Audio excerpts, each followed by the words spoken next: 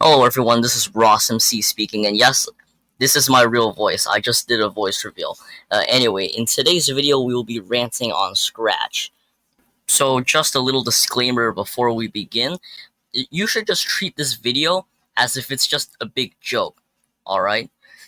I don't want any 5-year-olds to get offended and say that I'm a Scratch hater, so, just let it be known that Scratch is really not a very good website. With that said, let's begin. Scratch. I used to love it, but back when it was just a programming language that I used to use, but now it's like I'm going to be ranting about Scratch today. Now let's get to the first bad thing about Scratch.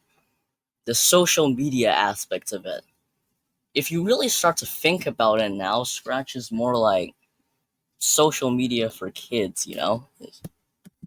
So anyway, so actually I just paused there. Since I'm recording live right now and some stuff may happen, I have to pause to sort that out before I start recording it. So anyway, the social media aspect of Scratch. Scratch is more, it's almost becoming like social media for kids now.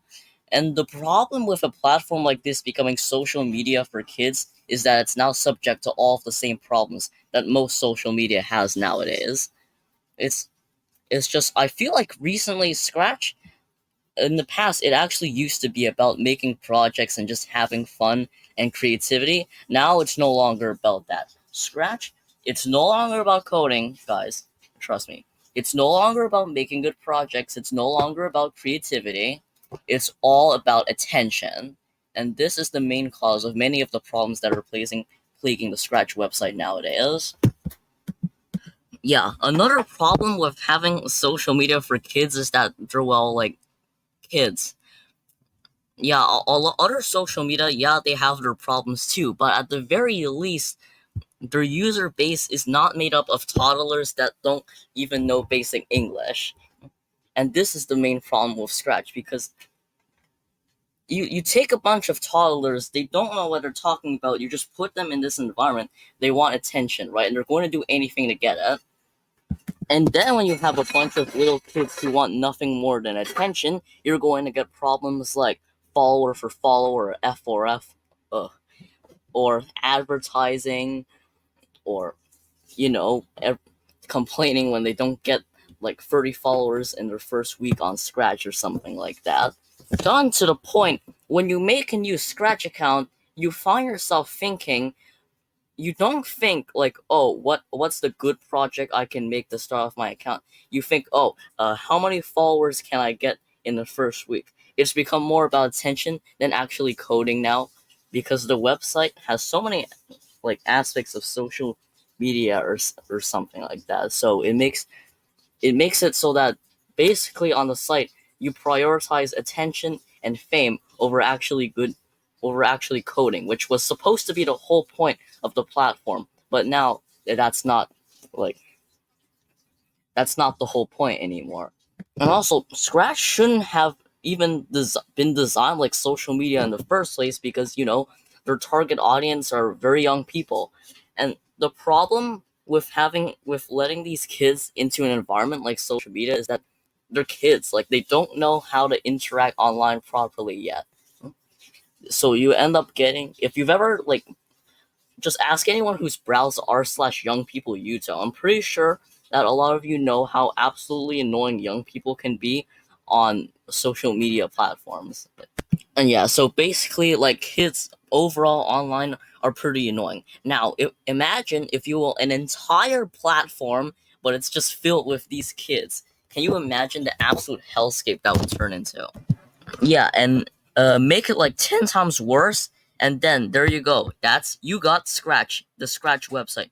Now, to be clear, I'm only talking about the Scratch website here, not the programming language itself.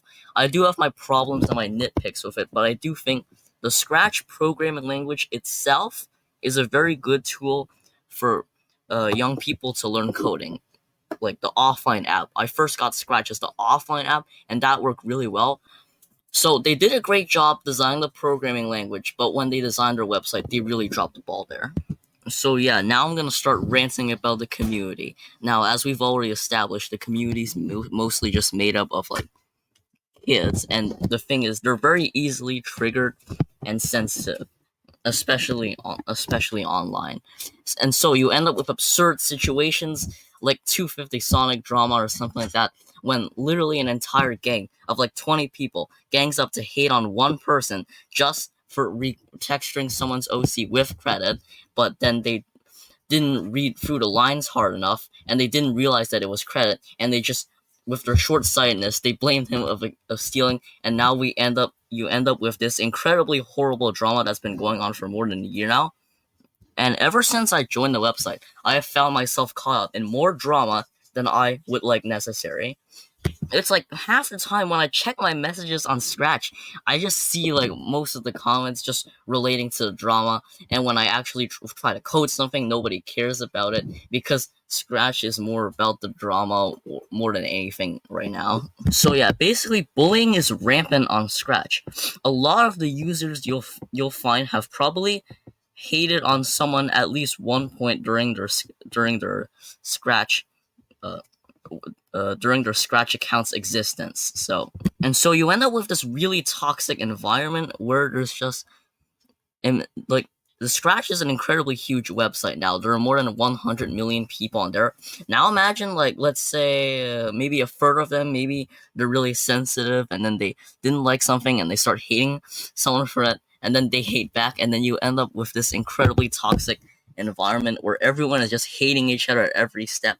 And then there are more hate projects and spam projects and actual projects on the platform now, if you know what I mean. So yeah, I think I've had enough of talking about that. That's enough of that. Let's talk about another issue now. Self-promotion. See, the thing is, on Scratch, it's actually very hard to get recognized, trust me. Even though I've coded some pretty good projects and I've been on Scratch for more than a year now, but I still think I've only got like, my top project had only 60 views, and that was a hit, and that was a project relating to the drama, so I don't even count that as one of my good projects because it's stupid. And like my other good projects, like I have games that I actually worked on for a long time. Guess what? They have like what, 30, 40 views tops. And so I kind of just take the L and move on. Like, if your project's on Scratch, there really isn't anything you can do about this because, like, if you upload a project, it's going to get that little views. That's just the truth. Nobody's going to notice it. It's very hard for you to actually get noticed on Scratch. And this causes, like, I don't really have an issue with it because I'm, like, planning on starting the YouTube soon, and I know I'm gonna get a lot more popular there on Scratch, so I personally don't really care how popular I get on Scratch. I try to just code instead of get involved with the community because it's so bad now. But like, I know a lot of other people would get irritated if their project that they worked so hard only got that much views. This causes a lot of Scratchers to get desperate, and when they get that desperate for views, you end up with a lot of situations like follower for follower, which I mentioned previously. Like, it's one of the most annoying things on the platform ever. Like, you see a user, they go up to you and they ask, "Can you please follow me? I'll follow you back if you do." And and I get so annoyed when I see this. I usually just ignore them, but sometimes they do follow me first. So maybe sometimes I feel like I just have to follow them because it's like a fair trade because they just followed me. And it's not really that annoying to follow someone. I mean, all you have to do is click a button.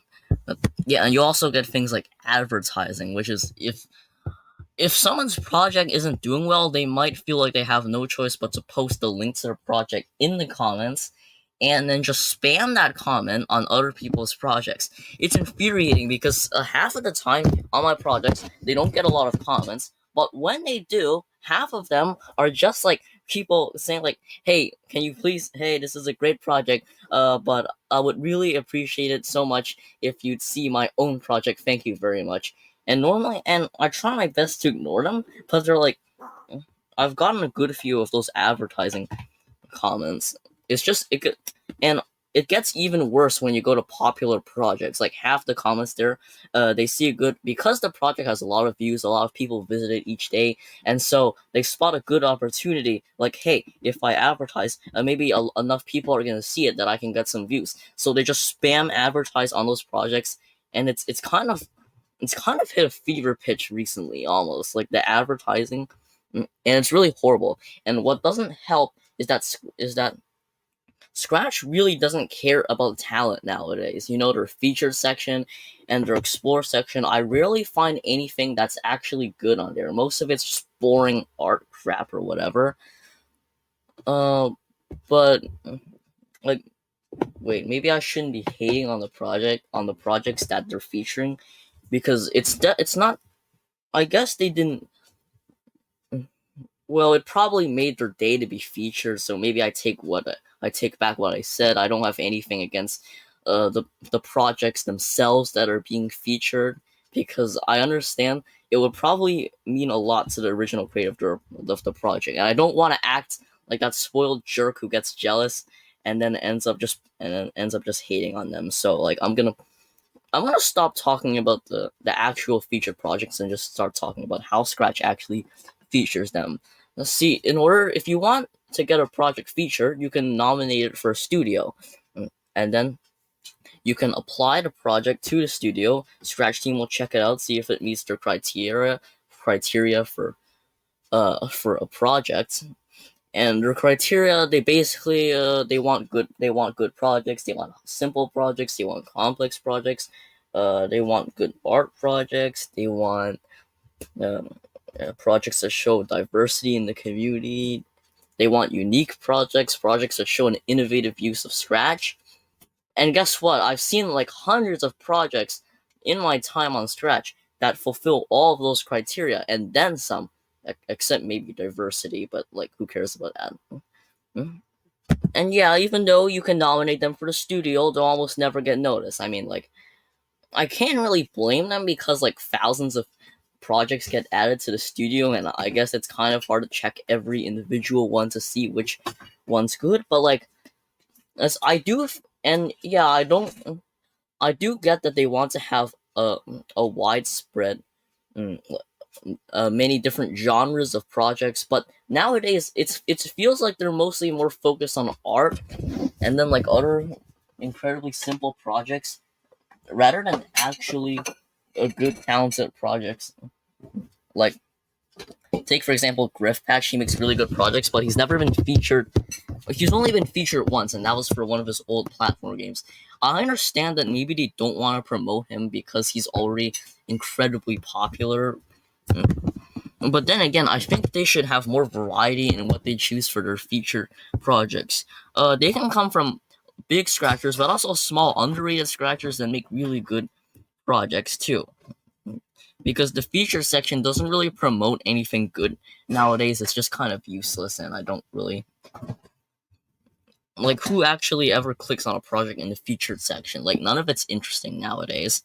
So yeah, sorry, I had to pause for a bit to eat, but like, yeah, Scratch's featured projects need to have more variety. Now, you could argue that there's just too many projects to check, and we shouldn't have to force them to work harder to look for good projects when they're trying their best already. I guess you could argue that. And oh boy, we've got a lot of other things to talk about now. If if the bad community and the future projects were the only thing, if were the only problems I had with the Scratch website, I wouldn't even be making this podcast. It would not be worth it. But yeah, there's so much other bad stuff with this platform that I don't even think I can record it all in one go. I may have to make this in several episodes. So yeah, next thing, let's talk about plagiarism and the remix problem on Scratch. Thank you for listening to the Rossum C Radio. I'll sign off.